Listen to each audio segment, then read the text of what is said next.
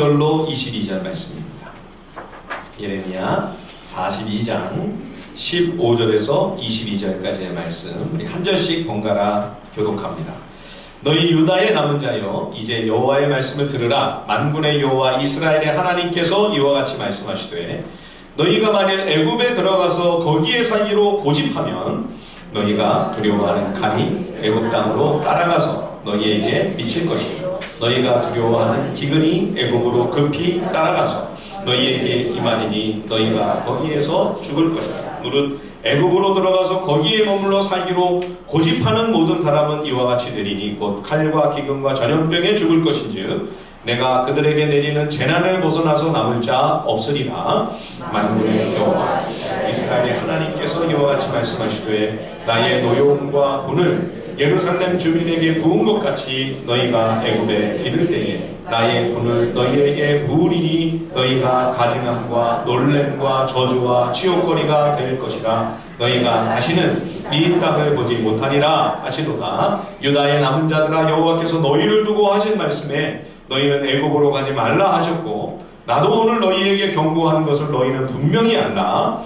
너희가 나를 너희 하나님 여호와께 보내며 이르기를, 우리를 위하여 우리 하나님 여호와께 기도하고 우리 하나님 여호와께서 말씀하신 대로 우리에게 전하라. 우리가 그대로 행하리라 하여 너희 마음을 속였느니라. 너희 하나님 여호와께서 나를 보내사 너희에게 명하신 말씀을 내가 오늘 너희에게 전하였어도 너희가 너희 하나님 여호와의 목소리를 도무지 순종하지 아니하였은즉 너희가 가서 머물려고 하는 곳에서 칼과 기근과 전염병에 죽을 줄 분명히 알지니라. 아멘.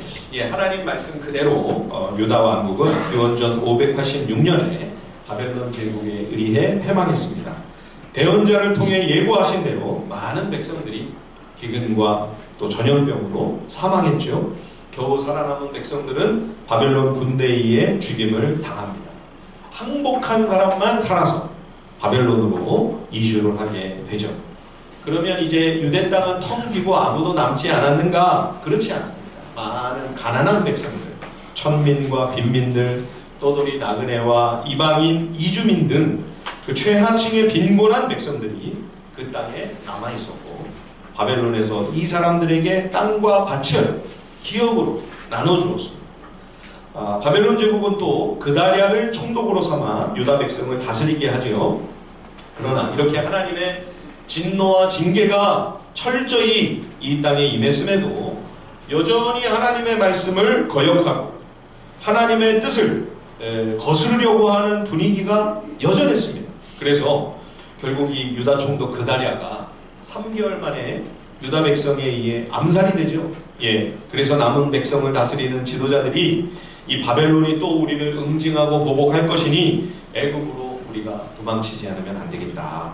우리가 살아남으려면, 바벨론의 칼을 피하려면 애굽으로 가야 된다고 결론을 내린 거죠. 그 와중에 대언자 예레미야에게 하나님의 뜻을 이들이 물은 겁니다. 우리가 애굽으로 가는 것이 맞습니까? 틀립니까? 하나님의 뜻입니까? 아닙니까? 여호와께 기도하여 하나님의 응답을 우리에게 말씀해 주십시오. 대언자에게 부탁하는 거죠. 여호와께서 우리에게 응답하시는 말씀대로 우리가 순종하겠습니다. 하나님 말씀이 우리 생각에 좋든지 나쁘든지 막론하고 우리가 하나님의 목소리를 따르겠습니다. 그래서 예레미야가 기도하며 하나님의 뜻을 여쭙습니다. 열흘 만에 하나님께서 대언자에게 말씀해 주셨는데, 하나님의 응답은 애굽으로 내려가지 말고 유대 땅에 머물라는 것이었습니다.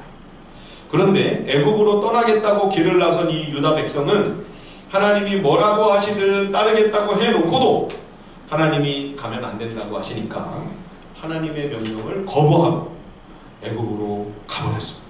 예, 하나님의 백성이 어떻게 이렇게 말이 앞뒤가 다를 수가 있나?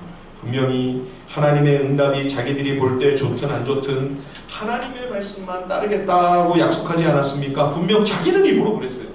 하나님의 말씀을 순종하면 우리가 잘 되고 복을 받을 줄 믿습니다. 그렇게 고백을 해놓고 손바닥 뒤집듯 얘기가 달라지는 겁니다. 애초에 출발부터가 문제였죠. 이 백성들은 하나님께 여쭙고 나서 하나님 명령대로 가든지 남든지 결정을 하는 것이 아니라 이미 결론을 내리고 길을 나섰습니다. 자기네들이 벌써 다 계산을 했어요. 나름대로 생각을 다 하고 자기들끼리 의논을 하고 나서 가기로 결정을 하고 준비를 다 해서 벌써 출발을 한 상태입니다. 그러면서 주님의 뜻을 구하고 기도를 해달라고 부탁을 한 거예요. 가는 길이 길할지 흉할는지 점치고 무당한테 물어보는 거나 뭐가 다릅니까?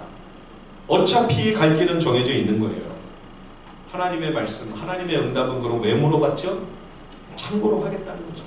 예, 자기네들이 원하는 응답이 있으면 더 잘 되길, 예, 더 좋은 일이고 더 마음 편히 우리가 갈 수 있지 않겠는가. 예, 만약 하나님의 명령대로 순종하겠다고 하는 그들의 말이 진실한 고백이었다면 움직이기 전에 먼저 하나님께 여쭤봤어요. 그죠? 하나님, 우리가 이런 상황인데 어떻게 하는 게 좋을까요? 가야 됩니까? 말아야 됩니까? 그죠?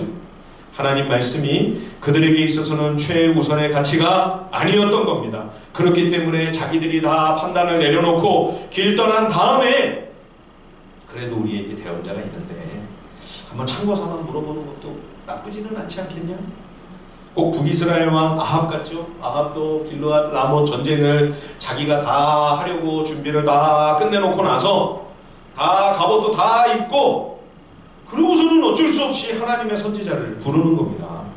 왕이 거기 가면 죽는다. 소용없습니다. 자기 뜻대로, 자기 고집대로 밀어붙이는 거죠. 우리가 하나님을 믿고 섬기는 신앙인들이라고 이야기하지만 여러분, 이렇게 정작 중요한 순간에 우리가 다다르게 되면 내 삶과 내 인생에 있어서 이 결정적인 순간에 우리가 딱 이르게 될 때에 하나님의 뜻, 하나님의 진리, 하나님의 말씀이 나에게 어느 정도만큼이나 소중한 가치가 있는가, 여기서 훤히 드러나게 되는 거죠.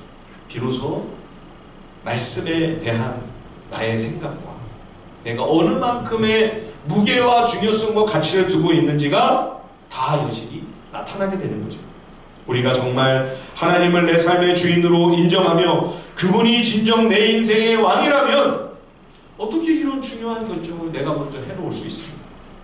먼저 내 뜻과 내 생각을 내려놓고 하나님의 응답을 구해야죠. 예, 이렇게 이들이 한 것은 그저 하나님 말씀을 참고사항 정도로나 생각하겠다, 그런 자세로 임하고 있는 것입니다. 하나님이 왕이 아닌 거죠. 하나님이 그들의 삶의 진정한 주인이 아니신 거죠. 물론 어떤 경우는 너무 급해가지고 일단 먼저 일을 저지를 수가 있어요. 예, 지금 아마 이 백성들도 그러한 상황이었을지도 모릅니다. 그러나 나중에라도 하나님의 뜻을 알아차리게 된다면, 나중에라도 하나님의 뜻을 깨닫게 된다면 어떻게 해야 될까요? 예, 역대하에 보면 그 아주 좋은 예가 나와 있습니다. 유다왕 아마샤의 역사가 기록이 되어 있는데요. 그때 유다가 에돔과 큰 전쟁을 앞두고 있었습니다. 아무리 왕이 생각을 해봐도 유다 왕국 군대만으로는 이 전쟁이 감당이 안 되겠는 거예요. 그래서 북이스라엘 백성 중에 용병 10만 명을 고용을 했습니다. 예, 그래서 자그마치 은 100달란트, 은 100달란트면요 최소한 은 3,400kg입니다. 3톤이 넘는 그 값을 그 이상으로 지불을 하고 지금 군사들을 사온 거거든요. 예. 근데 대언자가 와가지고 뭐라고 하나님의 말씀을 전하냐면, 북이스라엘 백성은 우상 숭배자들이고 하나님이 함께 하시는 믿음의 사람들이 아니니 그런 군사들을 10만 명 아니라 100만 명 데려다가 전쟁 치른다고 이기는 게 아닙니다. 적은 수의 군사들이지만 살아계신 하나님을 믿고 그냥 전쟁에 나가십시오. 아마샤 왕이 너무 난감한 거죠. 고객님이 아주 당황을 해도 많이 당황하셨어요. 아니, 은 100달란트 3톤이 넘는 그 은값을 다 지불을 했는데 그 군사들을 다 왔어요. 벌써 전쟁하겠다고 돌려보내라는 거예요. 그냥. 예, 어마어마한 손실이 아닙니까? 그랬더니 대언자가 왕을 격려하죠. 하나님은 왕에게 이보다 더 큰 것으로 능히 갚아주실 수 있습니다. 놀랍게도요, 아마샤가 순종합니다. 큰 손해를 무릅쓰고, 다 되돌려 보내고요. 하나님을 의지함으로 전쟁을 치렀어요. 유다는 이 전쟁에서 작은 수의 병력으로도 에돔을 크게 물리치고 대승을 거두게 됩니다.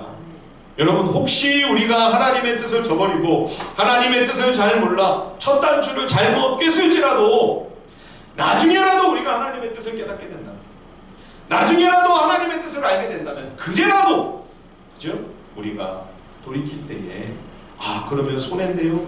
손실이 어마어마한데요? 이만저만이 아닌데요? 아니요! 여러분, 잃어버리지 않습니다. 하나님이 갚아주세요. 능히 이보다 더 큰 것으로 갚아주실 수 있나이다. 더 큰 복과 유익과 은혜를 누리게 되는 거죠. 여러분, 말씀을 순종하느라 손해보는 거 두려워하지 마십시오. 하나님은 우리가 잃어버린 것보다 더 큰 것으로 보답해 주실 수 있는 하나님이시기 때문입니다. 제가 그 말을 자주 하잖아요. 팥이 풀어져도 소단에 있다. 한번 따라서 다시 한번 해보실래요? 팥이 풀어져도 소단에 있다. 아주 성경적인 말입니다. 그래서 제가 말씀을 따라가다가 혹시 어떤 손실이나 손해를 입을 것 같은 생각이 들 때, 이러면 굉장히 타격이 있는데 손해가 막심한데, 이런 생각이 들 때 저 스스로 마음에 새기는 말입니다. 팥이 풀어져도 소단에 있다. 주를 위하여 주의 말씀을 순종하느라, 주님 뜻 따라가느라고 어쩔 수 없이 손해를 입었다면 하나님이 살아계셔서 기억해 주십니다. 주님이 알고 계십니다. 여러분, 계산할 필요도 없어요. 저는 계산도 안 됩니다만 주님이 다 계산하고 계세요. 주님이 보상해 주십니다. 주님이 갚아 주십니다. 여러분, 그래서 믿음의 사람은 순종하면 성공이에요. 순종이 성공입니다. 여러분, 잃어버리는 거 아니에요. 팥이 풀어진다고 어디 갑니까? 다 소단에 있습니다. 어디 도망가고 없어지고 사라지고 잃어버린 게 아니에요. 손해나 손실이 아니에요. 다 주님 손 안에 있어요. 유다 백성들이 출발을 했지만 도중에라도 하나님의 뜻을 깨달았어요. 가지 말아라. 그러면 이때라도 돌이켰다면 얼마나 좋았을까요? 돌이킬 마음이 없었습니다. 애굽으로 끝내 내려가기를 고집하여 하나님의 뜻을 불순종하고 맙니다. 왜 이렇게 애굽으로 가고 싶어 했을까요? 오늘 우리가 읽은 본문 바로 앞에 14절 한번 같이 한번 읽어보실까요? 예레미야 42장 14절 한번 다 같이 큰 목소리로 함께 한번 읽어보겠습니다. 42장 14절 시작. 또 너희가 말하기를 아니라 우리는 전쟁도 보이지 아니하며 짝팔 소리도 들리지 아니하며 양식의 궁핍도 당하지 아니하는 애굽 땅으로 들어가 살리라 하는도다. 이스라엘 백성이 애굽에 대한 환상이 있어요.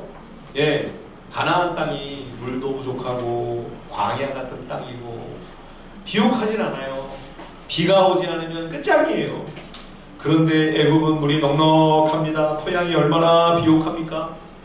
애굽은요, 오랜 세월 세계적인 곡창 제도로서 독보적인 위치를 자랑했습니다.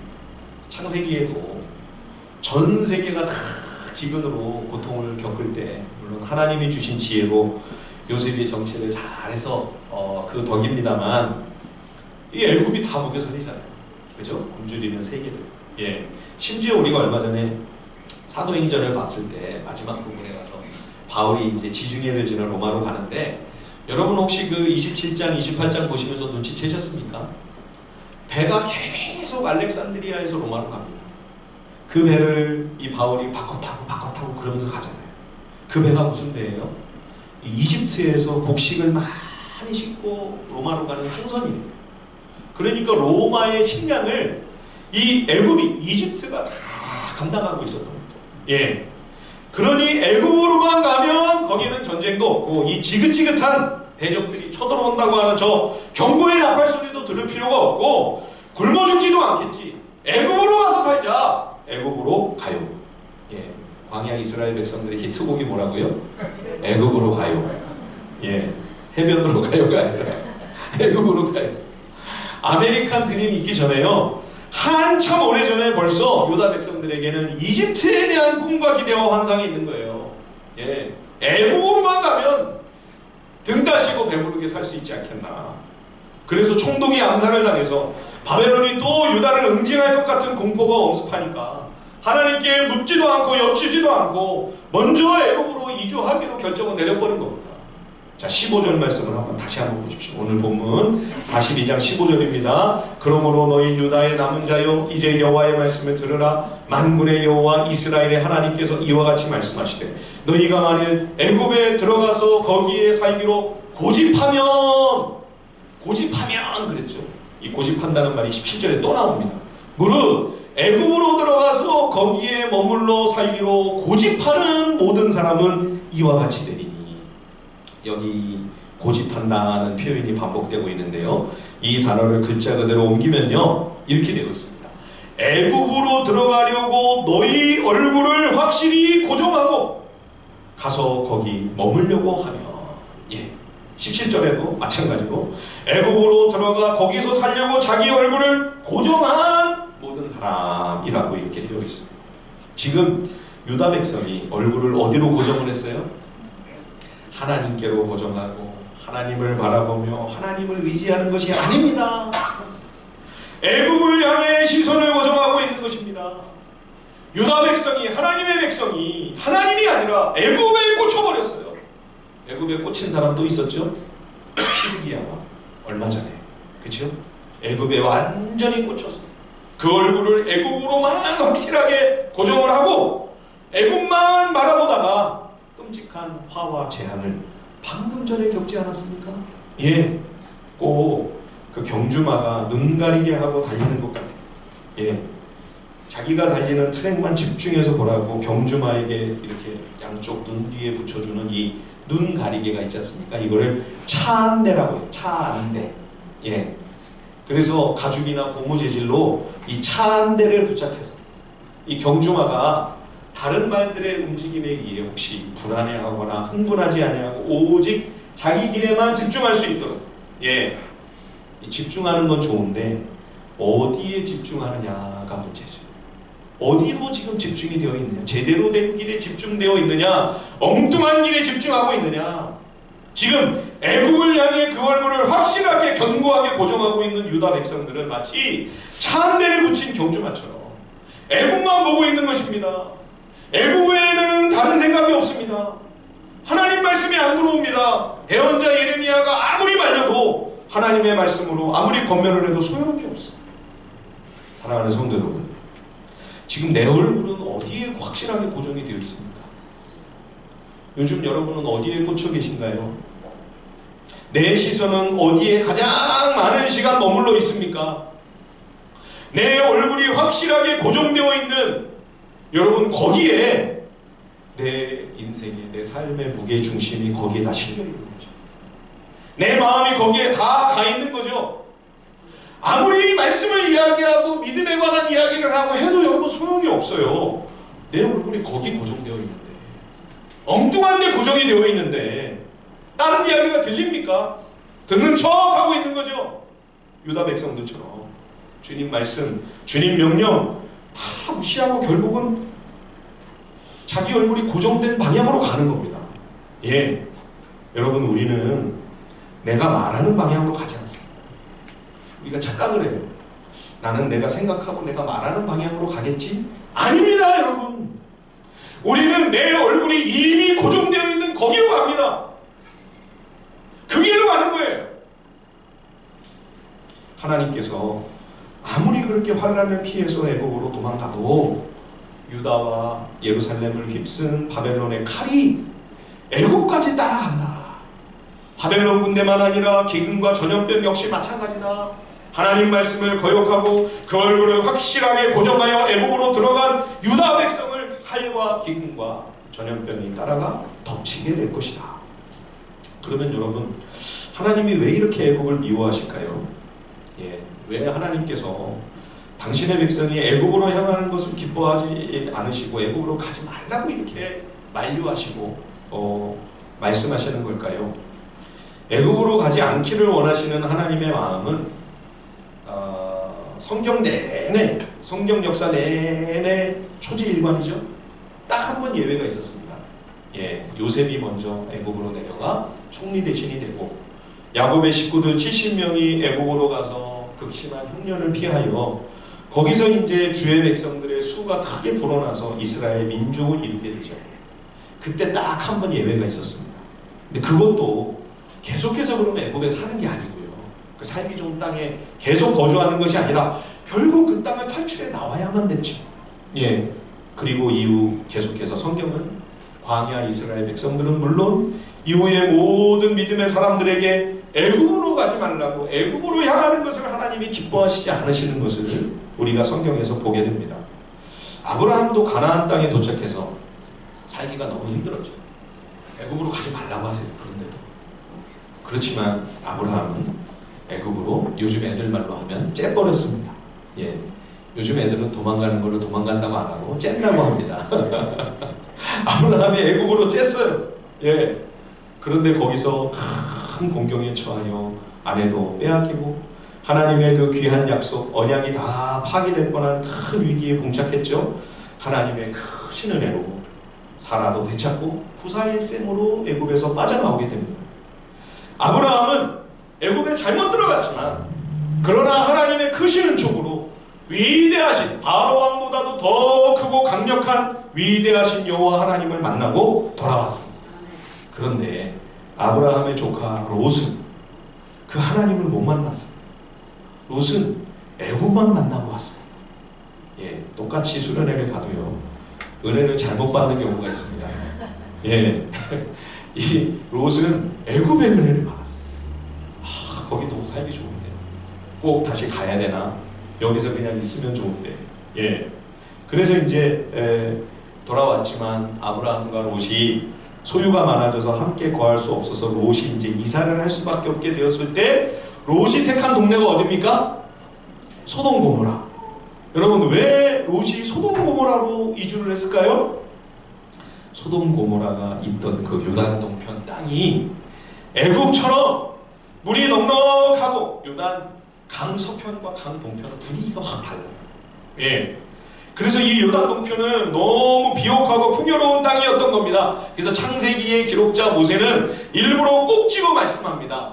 롯이 보기에 그 요단 동편의 소돔 고모라 땅이 마치 애굽 땅과 같았다.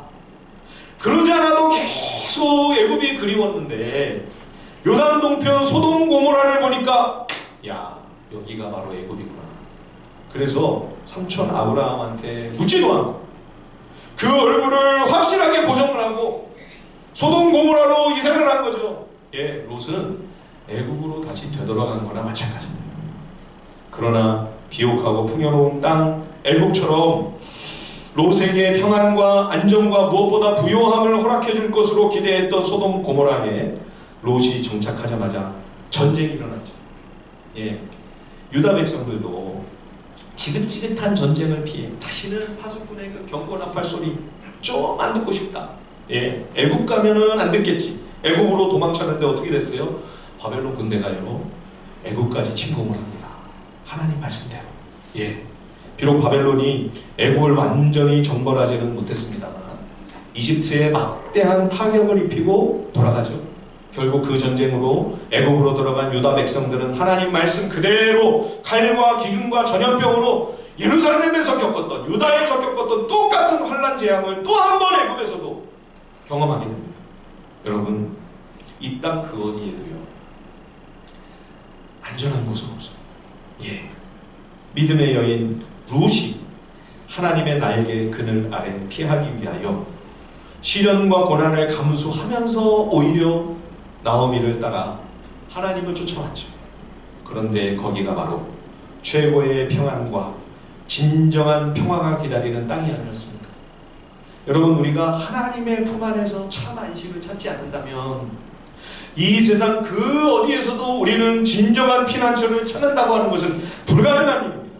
예, 욕심과 탐욕을 쫓아 애굽 땅과 같은 소돔 고모라로 들어간 롯은 부자가 되기는커녕 모든 것을 잃었습니다. 갑작스러운 전쟁으로 하나님께서 롯으로 하여금 소돔 고모라를 떠날 것을 경고하신 거죠.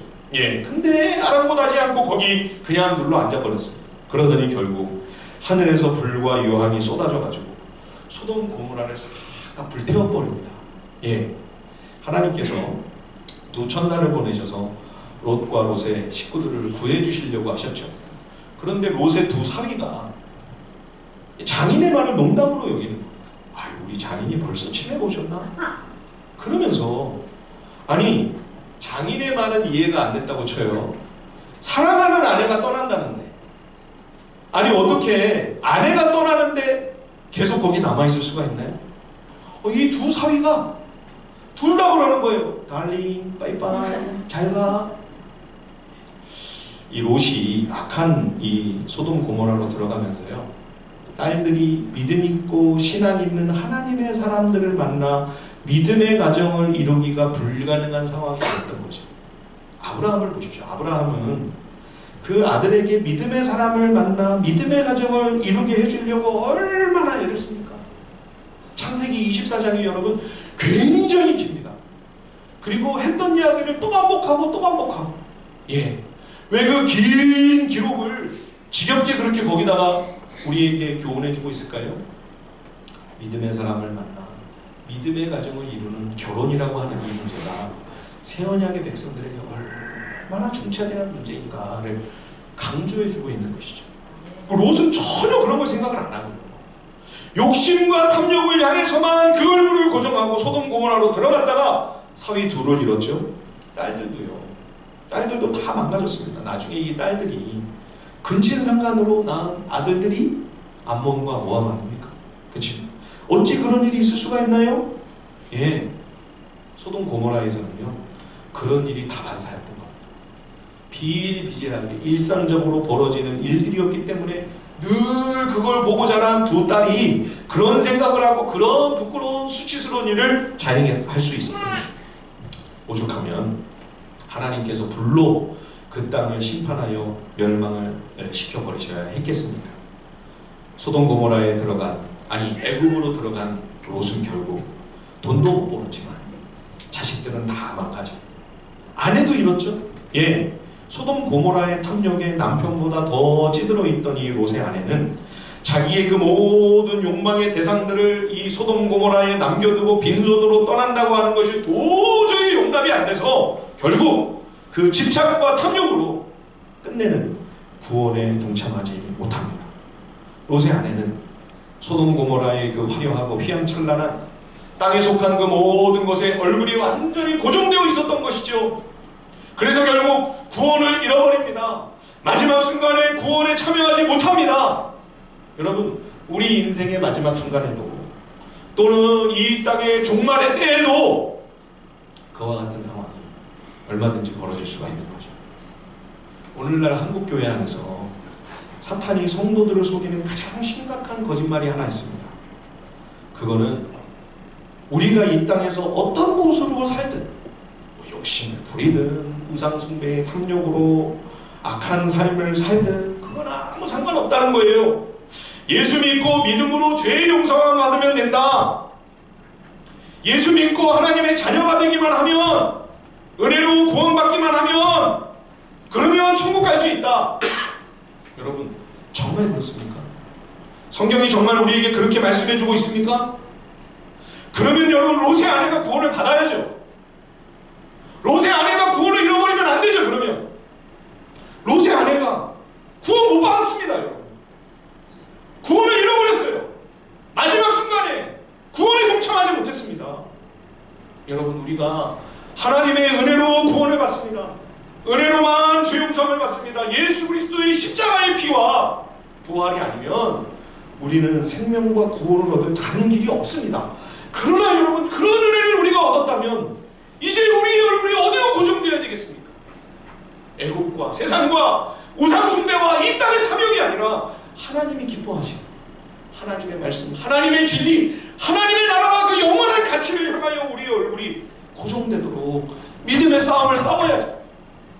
그래야 그 사람이 구원받은 사람이죠. 그래야 그 사람이 마지막 순간까지 그 구원을 잃어버리지 않지요. 여러분, 이것이 성경이 우리에게 말씀해주고 있는 교훈입니다. 물론 이것이 말처럼 쉽지 않습니다.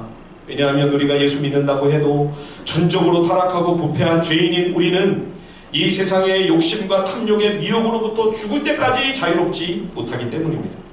그래서 자꾸만 우리가 로세 아내와 같이, 유다 백성들과 같이 애국으로 우리 얼굴이 자꾸 가는 거예요. 세상 욕심과 욕망과 탐욕으로 자꾸 우리 시선이 가는 거예요. 그래서 하나님이 우리를 그냥 내버려 두지 않으시고, 구원받은 사랑하는 하나님의 자녀들이라면 우리 얼굴이 헛된 곳으로 고정되어 마지막 순간에 구원에 이르지 못하도록 하나님께서 내버려 두지 않으시고 우리를 자꾸 간섭하시는 거예요. 애국으로 가면 안 된다. 얼굴이 그 방향으로 돌아서서는 안 된다. 이 방향으로 시선을 돌이켜야 된다. 말씀으로 자꾸 양육하시며 우리를 일깨우시며, 그래도 듣지 않으시면 하나님께서 유다 백성을 회초리로 매로 다스리시다. 때로는 징계도 하시고 끝까지 포기하지 않으시고 하나님이 양육하며 훈련하시는 거죠. 그럼에도 불구하고 우리가 끝까지 돌이키지 않는다면, 로세 아내와 같이 끝까지 고집하며 이 땅의 욕망과 탐욕을 끝내는 그거를 부여잡겠다고 아등바등 한다면 결국은 구원에 이르지 못합니다. 그는 구원받지 못한 사람인 거죠. 어떤 삶을 살고 어떤 모습으로 하나님 앞에 그의 삶을 걸어가든지, 믿음으로 죄 용서함만 받으면 구원받는다, 여러분, 결코 성경적인 복음이 아닙니다. 이것은 싸구려 값싼 복음 정도가 아니고요, 구원파 이단에서 말하고 있는 다른 복음입니다. 거짓 복음입니다. 여러분, 이 거짓말에 속지 마십시오. 만일 애국적인 그 삶의 방식과 그 애굽의 모든 삶의 양식들이 우리 하나님의 백성들에게, 언약 백성들에게 어울리는 것이었다면, 여러분 왜 굳이 이 척박한 광야 같은 요단 서편을 약속의 땅으로 삼아 주셨을까요? 애굽 땅을 약속의 땅으로 삼지 않으셨겠습니까? 여러분 옛날에 학교 다니실 때 세계 4대 문명 발상지를 배우셨죠. 인도나 중국을 제외하고 성경의 구속 역사와 관련되는 두 문명, 메소포타미아 문명과 나일강 문명이 아닙니까? 그렇죠? 그런데 하나님께서는요, 메소포타미아 갈대아 우르에서는 믿음의 조상 아브라함을 불러내시고, 그래서 그 먼 곳에서 아브라함을 일부러 이 척박한 황무지와 같은 땅으로 일부러 아브라함을 하나님이 불러 끄집어내시죠. 예. 그리고 오늘 우리가 살펴보고 있는 이 풍요롭고 비옥한 땅, 그쵸?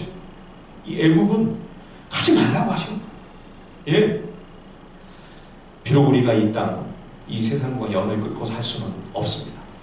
그러나 세상 사람들이 살아가는 삶의 모습, 하나님은 전혀 온데간데 없고 하나님은 안중에 없고 오직 내 욕망만을 실현하기 위하여 얼굴을 확실하게 거기에 고정하고 달려가는 그런 인생 살지 않고, 하나님을 의지하고 바라보며 하나님의 거룩한 뜻을 따라 살아가는 하나님의 자녀로서 우리를 빚어가기를 원하시는 것이 이 하나님의 지리적인, 지정학적인 그 백성을 이끄시고 인도하시는 그 손길 가운데 나타난 하나님의 마음이고 하나님의 교훈인 거죠.